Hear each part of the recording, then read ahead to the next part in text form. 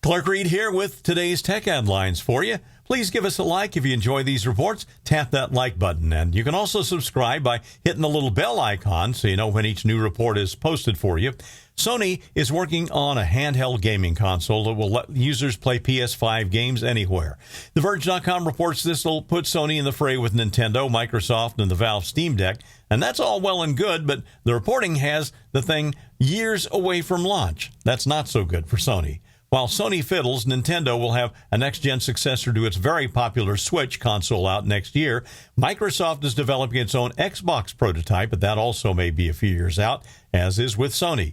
That doesn't leave the market entirely to Nintendo, though. Valve has already put out a second-generation Steam Deck that plays its games.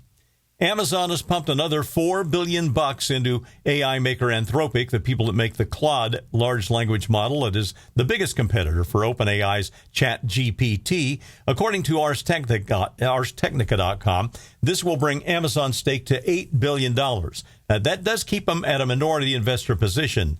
One of the key things behind the deal is chips. When NVIDIA has been practically cornering the market with the AI chips all over the place. Well, in the meantime, some providers like Amazon that have cloud services they started developing their own AI-specific processors. And under this agreement, Anthropic will train and deploy its foundation models using Amazon's custom-built Trainium for training AI models and its Infernia chips for AI inference, the term for running trained models. The company will also work with Amazon's Annapurna Labs division to advance processor development for AI development and applications.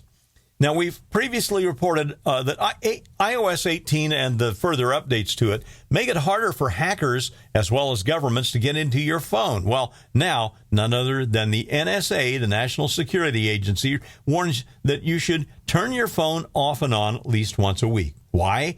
ZDNet.com says the government spy agency indicates that doing so will make it harder for hackers to steal info from your phone. The feds also say update your apps and update your operating system regularly, and you also ought to avoid public networks. Just use cellular unless you have a VPN for your phone.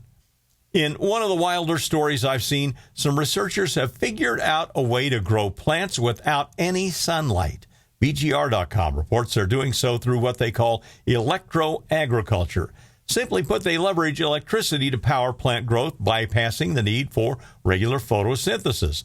The scientists have engineered the plants capable of thriving in total darkness, feeding off acetate instead of sunlight, making it possible to grow plants without sunlight. And the implications for this breakthrough are really absolutely staggering. Some researchers think it could lower the land needed for agriculture by as much as 90%. Imagine freeing up vast tracts of farmland for reforestation or conservation while growing crops in vertical indoor farms closer to urban centers. Combined with the ongoing success of lab-grown meats, we could be on the verge of a food industry revolution. I'm Clark Reid, and you're Technified for now.